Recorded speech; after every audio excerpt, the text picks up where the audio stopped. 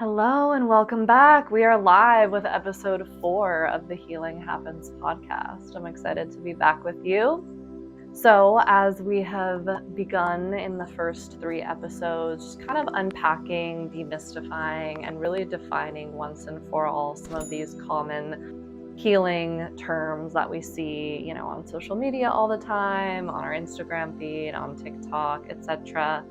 There's a lot of information and misinformation out there. So I'm excited to start out this podcast by just kind of getting us all on the same page, started on a firm foundation of understanding of some of this terminology. So far we have unpacked healing. That was much more in episode 1. Unpacking healing was much more of kind of my interpretation of healing, what it means to me, how I work with it with clients. And then in episode 2, we unpacked nervous system regulation. That one was much more scientific, just kind of like brass tacks, this is what it is. And then in episode 3, we unpacked the word somatic and kind of some different somatic healing modalities that you might see around, what they mean, what they entail, all that kind of good stuff. And so today, let's talk trauma.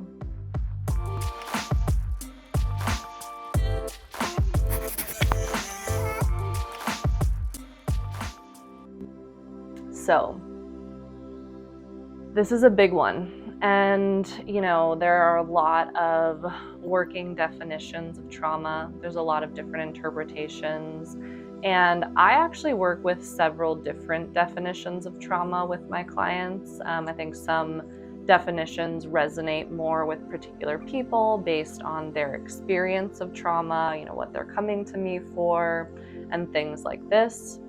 There's also a lot of different researchers and different types of trauma and all this kind of stuff. And so I'm going to offer you a few of my sort of favorite working definitions of trauma today and ones that I work with most commonly with my clients. But then it's up to you to decide what works for you, what helps you best understand this very loaded, complex, difficult topic.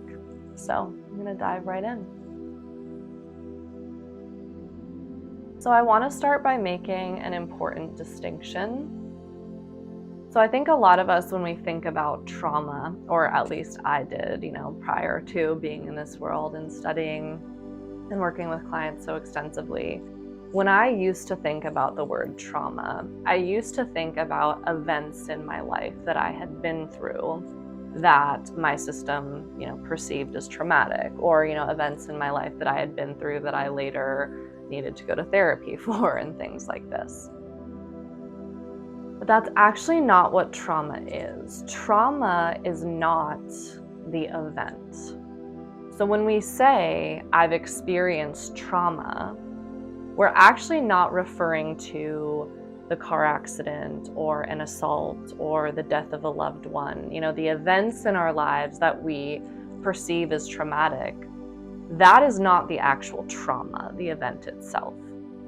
What trauma is what happens in our bodies as a result of these events. So if we experience, an inescapable attack or a car accident or a big shock or the loss of a loved one or something like this, if that event overwhelms our body and our nervous system, and we don't have the capacity to metabolize that event in the moment, our body will experience a range of sensations. We will get out of range, our system will get overwhelmed, and we will get stuck in our process of that event. And that stuckness and what we store in the body as a result of not being able to process and metabolize these events in real time, that is the trauma. So the trauma is our body's response to life events that are too overwhelming for us to process in real time. So, our bodies are constantly interfacing with the world. We are constantly having experiences from the time we wake up to the time we go to bed. And a lot of our experiences, we just we go through them in the moment. So, we get in our car, we drive to work. We may get cut off in traffic, for example. And for some of us, that's an event that will activate our sympathetic nervous system or fight or flight response momentarily, but we'll be able to regulate and get over it and move on with our day. So we are constantly metabolizing these events. We are constantly moving through events in our lives. Now, it's important to note that trauma is relative. And this is an idea that I personally resisted for a very long time. I had a really hard time with this concept. And for a lot of my life, I did not want to believe that to one person, trauma could be breaking a nail, literally. And to another person, going to war could be perceived as trauma. Now, the breaking a nail example is a little bit, of a drastic example of something that doesn't seem like a big deal, but could be perceived as trauma to someone. But it really depends on that person's nervous system and that person's life experience and the meaning that they've assigned to broken nails, And so I, for a long time, really kind of held as a badge of honor, like, I've been through so much stuff, like, I'm a survivor of this, this, and this, like, you don't know what I've been through, and blah, blah, blah, blah, blah. I have since let go of that identity, thank God. That's been a really important part of my healing process. But my point here is that through my own personal experience with healing, through my experience now working with many, many clients over the years, and also just the research and what I've learned about the nature of trauma and our bodies, it is undeniable that trauma is relative. And so one of my favorite definitions of trauma that I think really showcases this relative nature is the following, and that is, trauma is anything that was overwhelming to your system. Or said another way, trauma is anything that was too much for you to process in real time as it was occurring. Another way that some people put this is just too much too fast, or for too long. Some people add that one in. And that's absolutely true. So each of us has a different nervous system with a different capacity. We also go through seasons of our life where our capacity is higher and lower. If we're well rested, well nourished, well resourced, we're healthy, we're probably going to have a greater capacity to handle situations in our life that might have the potential to be traumatic or overwhelming or overly stressful. But if we are sick, or we haven't gotten any sleep, or we're super stressed out, or we haven't eaten all day, things like this, we're going to be much more likely to be overwhelmed by these experiences and to not have the capacity in our nervous system to handle situations as they occur. So this concept of too much too fast is a really easy way to illustrate what happens when too much is coming at us. And so I mentioned this in previous episodes, and I've also written some blog posts on it, but something important to note is that our nervous system and our subconscious mind are pretty much entirely programmed by the time we're about 7 or 8 years old. So those first 7 or 8 years of life are really crucial when it comes to the belief systems that we inherit, whether they're limiting or liberating, whether we're empowered by them or whether they hold us back. And also, when we are born, we are not born with the ability to regulate our own nervous system. Our mother is quite literally the first regulator of our nervous system. And so if we had a mother who had trouble self-regulating for herself, she imprinted that onto us. She wasn't able to be that steady anchor and that regulator that we needed. And so we likely developed some erratic patterning in our nervous system as a result. And so if we had a secure attachment, and if we were able to learn self-regulation from our mother who had a healthy nervous system, we are going to be much more resilient and much more capable of handling difficult events throughout our lives. So this can be as extreme as Gabor Mate recently quoted a study about war veterans. So a lot of us have this belief that everybody comes back from war with PTSD, which stands for post-traumatic stress disorder, if you're new to that terminology. And of course, I believe that war impacts you no matter what. Whether you actually develop PTSD or not, of course, you're never going to be fully the same after experiencing something like that.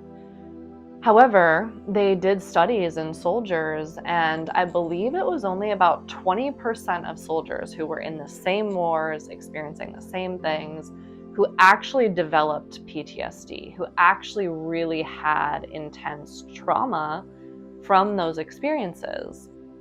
And they found that the people who developed trauma had early childhood developmental trauma that was triggered or compacted or, snowballed during the war. So that really anchors in this idea of too much, too fast. For some people, the experiences of war are too much, too fast. For some people, they can metabolize those experiences in the moment because they have the capacity to do so. 4 people can be in the exact same car accident. 3 of them are able to metabolize the experience in the moment. 1 of them develops PTSD. That has to do with their capacity and the way that their nervous system developed in childhood. So I'm just going to pause there for a second.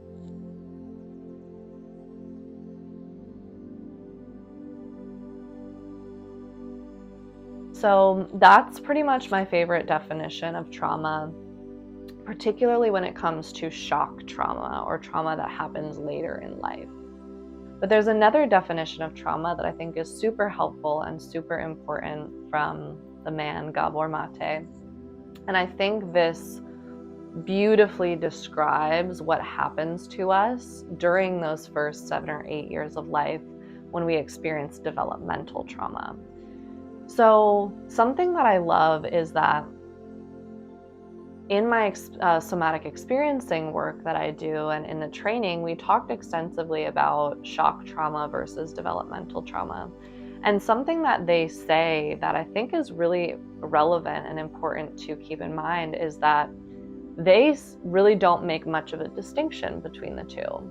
And the reason for that is they're like to a small nervous system, to a child's nervous system that's still developing.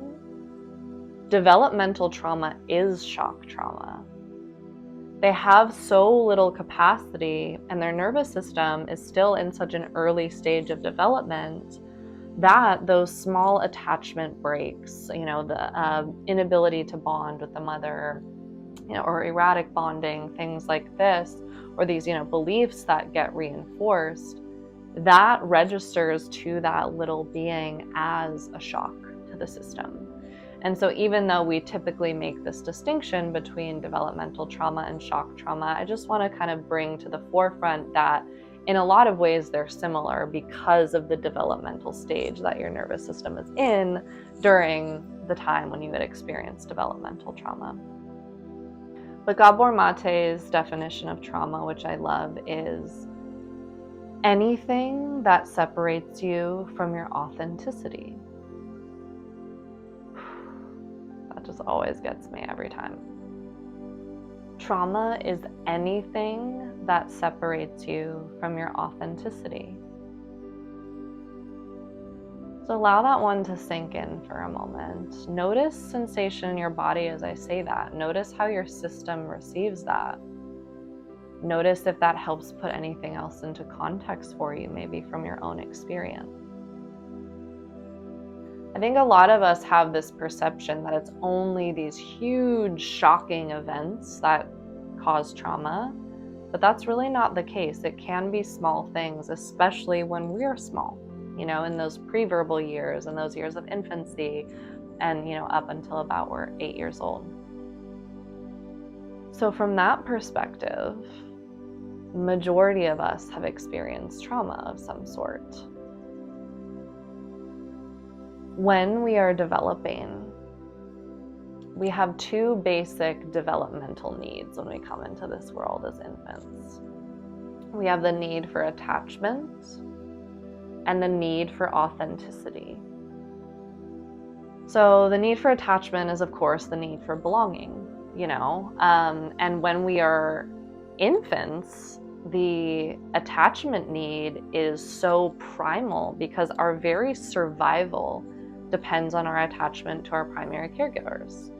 As infants, of course, we cannot do anything for ourselves. We can't meet our own needs. We can't feed ourselves, clothe ourselves, change our diapers, give ourselves shelter. And so if there is a perceived threat to the attachment with our primary caregivers, as infants, we are going to do absolutely everything we need to do to make sure that that attachment is maintained.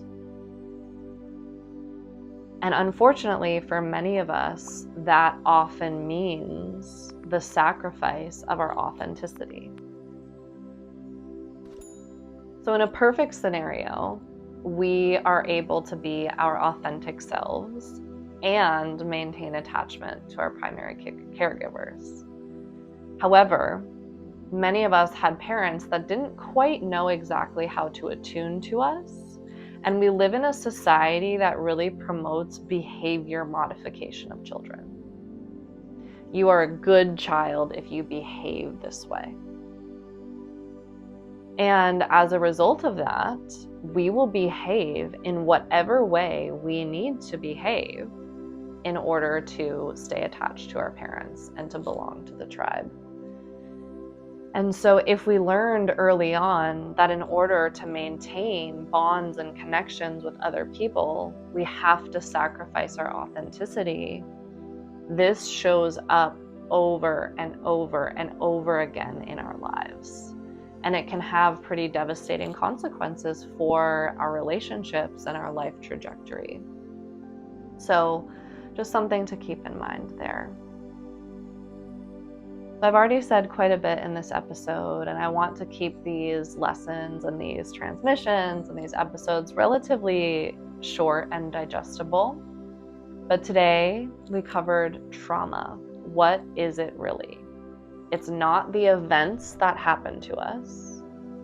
It's what happens in our body, typically in the form of sensation, as a result of those experiences. Trauma is anything that's too much too fast, or sometimes people say too little for too long. Anything that was too overwhelming for your system to process at the time of occurrence, meaning that it is relative, because each of us have systems with different capabilities and different capacities at different points in time, which can depend on, the state of our health or external factors, but it's largely based on the way that our nervous system developed in childhood. And then lastly, when it comes to developmental trauma and just a different way of really looking at trauma outside of these shocking events that we usually think of later in life, anything that separates you from your authenticity is trauma. And so that fits in really nicely with my interpretation of what healing is, which is a return to our authentic self. It's a remembrance of our wholeness, and it's a restoration. Becoming who we were, it's an unlearning. It's remembering that we were born perfect, whole, and complete, and then life happened to us. But because we were born in this way, that means we can get back there. So thank you so much for tuning in to episode 4, Let's Talk Trauma. I'm excited to see you next week for episode